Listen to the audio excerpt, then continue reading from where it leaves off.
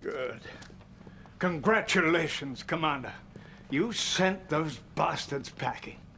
They'll bloody well think twice before they try to invade us again. That was a win-win for everyone, Commander.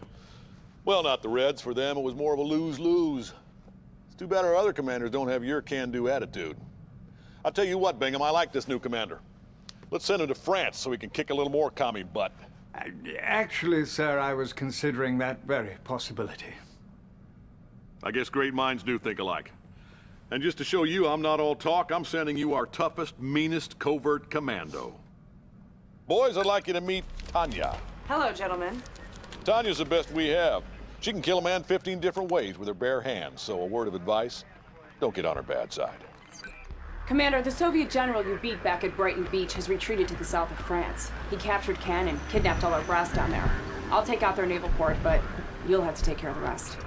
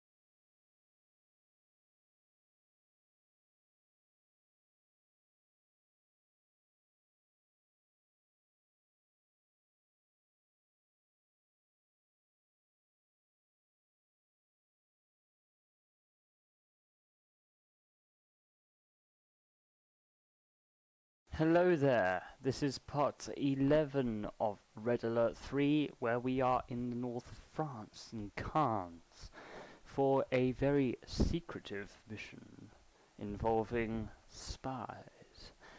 There are 5 new units in this mission, which is quite a lot. Now, you got Tanya, which is your special unit, the Allies' equivalent of Natasha, except she's a little bit worse.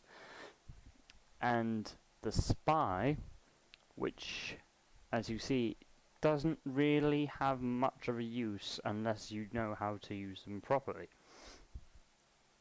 which is to power down enemy generators so that you can get to the Tesla coils whilst being disguised as conscripts, whereby they can only be discovered by warbears. Also introduces a few unknown ones that they don't really mention they've added, such as the Guardian tank, which is a vital piece of Allied armor and the spearhead of many of my attacks in the present future. In the future. The Riptide ACV, which is the hovercraft, and the Vindicator bomber, again quite a vital piece in the next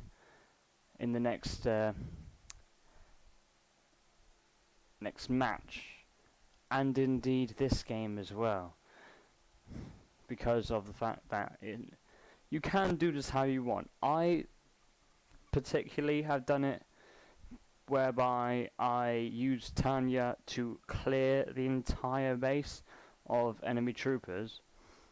Oh yeah, by the way, I didn't, when I was first doing this, I hadn't really sussed out the controls of what the spy did, and I had no idea that, in fact, it was a temporary thing, but I kind of figured it out eventually. It doesn't tell you it's temporary, unfortunately, but yeah, they can only take down the reactors temporarily, so that Tanya can get in and do her thing, which is blow them up. Now, it's not as if Tanya's an essential unit. If she dies, you can retrain her. Which in this game she does die at one point. I think she gets zapped. Yeah, she probably gets zapped by a Tesla. And the way I did this match was I made Tanya clear the land, or you get spies, train spies, and then get Tanya to spearhead, destroying all enemy units, especially bears, ahead of you, and then destroy the enemy barracks so that this prevents them from creating more bears. You don't have to worry about the docks there. They'll get blown up as the game progresses. They'll just get blown up when you capture all the ports. You do need to worry about are the barracks. There's a few barracks. Each will produce conscripts and bears. They're not like there for nothing. What was I going to say? Yeah, use Tanya to clear the land, taking out barracks, bears, and conscripts. When you come across any Tesla coil, use your spy to infiltrate the nearest reactor, blow it up, and then Tanya can obviously move on to the next part. This is a rinse and repeat procedure that should be completed for all the islands you're on. The only difference between the islands is they just get progressively more enemies on them and slightly harder to maneuver. But they shouldn't be a problem if you look where you're going and if you have backup in the form of spies. Always have spies in the backup.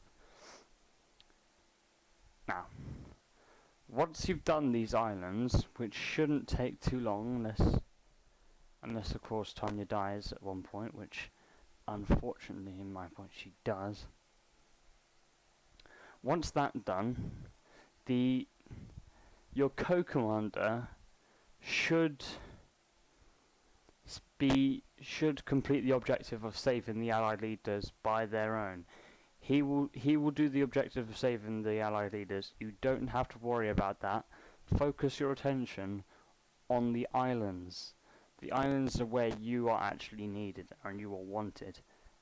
I'm not sure, but I think the co-commander is already pre-programmed into the system to save the Allied leaders.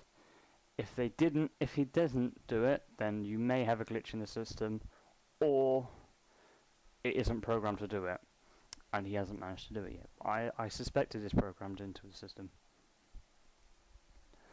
Now, once you've cleared the islands, which shouldn't take you very long, you have the dreadnoughts to deal with. Now, beforehand you can't attack the dreadnought straight away because of there are subs underneath the dreadnoughts, and you will get killed straight away. But once the port buildings are occupied by your spies, and then eventually the Port Authority building, where Tanya must occupy, then the subs will depart from the dreadnoughts and return back to base, where they will get blown up. So your objective is then to sink the Soviet dreadnoughts. Now, you can do this in one of two ways. Either by completing the bonus objective, which is what I did in this, which is neutralizing the defenses guarding the Vindicators. The defenses guarding the Vindicators, by the way, are not on the island itself, whereby the Vindicators are being held. The reactors for the 4 coils surrounding the airport are on the sea, each of them at right angles towards the coil that they are supposedly generating. With 1, 2, 3, 4, 5, 6 in total, 6 generators in total. Send Tanya around the back of the base to clear those generators herself. They will be easy pickings. Now, when it comes to the enemy dreadnoughts, you have one of two ways of doing this. One, as I've said, by completing the bonus objective, getting the Vindicators, sending the Vindicators to attack the dreadnoughts. It is a fairly slow process, which I figured out as I have done it. I have done it that way. But ultimately, the Vindicators that you send to attack do not get harmed in the process. So essentially, it's the way of doing it without racking up casualties. The other way of doing it is by sending Tanya in to destroy the dreadnoughts, but she will get attacked. And from the experience, because I sent her against the final dreadnought, I had used orbital bombardment, orbital dump, to destroy one, I think, I'm not sure. Okay, okay. Just calm down, people. Calm down. I haven't got my facts straight. And then I sent my Vindicators to finish off the job. And my Vindicators managed to take out 3 out of 4 of them before, well, I got bored. So, I then sent Tanya to destroy the other dreadnought. In that process, however, Tanya did get hit by one of the dreadnought's shells and was hurt. Not killed, but hurt. I think her health was down by at least a fifth. Which, if you're counting the 4 dreadnoughts, and by the time she's gotten to 4 of them, she may have been hit 6 times, possibly 4, if she's lucky. So you're risking Tanya as a casualty here. And by the time you finished it, you thought you would have gotten Tanya up to star grade level, which means she will be able to regenerate health on her own. So if you want to do it that way, you can. There is no problem in you doing it that way. But just be aware that there is a possible casualty risk. Now, you got your last objective, which will come up later, is to wipe out the Soviet base, which is run by the commander Moskvin, I believe. Now, his base is notoriously difficult if you're using infantry. So my advice, don't use infantry. Get some Guardian tanks and ram the place to hell. It will be a lot easier that way. You will be able to take them out a hell of a lot easier via using Guardian tanks. I think that is what they're there for, basically. Because Moskvin uses anti-infantry armor, such as the Scabbard, which will... the Scabbard killed Tanya when I sent her in to see what she could do by destroying the bases, and she was killed instantly.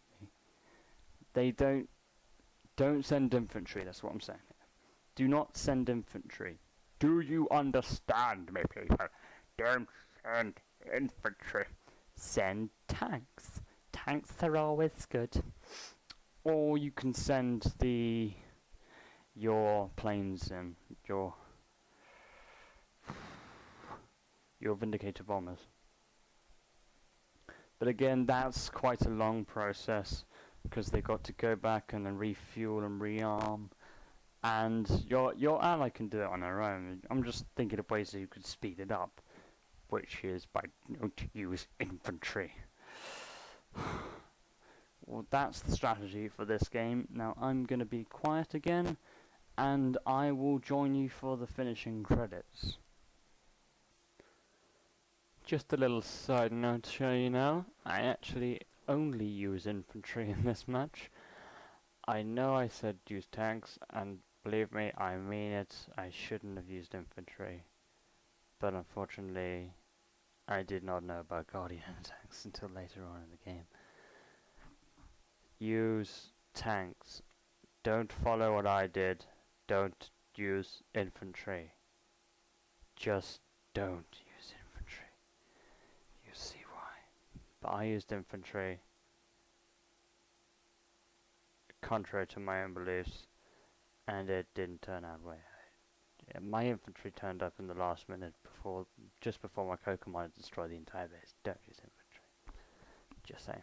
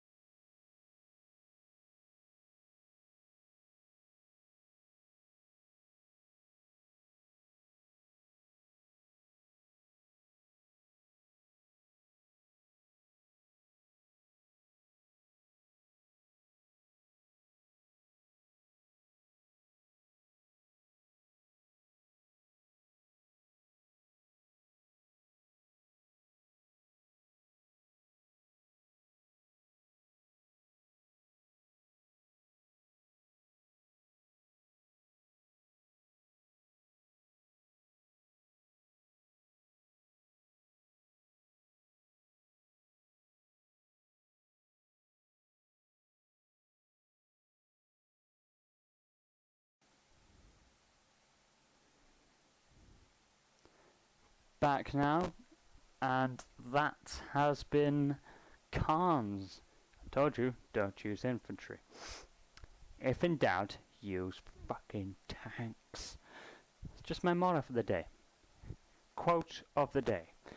My name is Unimportant, and this has been part 11 of Red Alert 3 Khans. See you next time for Heidelberg, where we will be utilizing the Vindicator bomber to its much more useful degree. See you next time.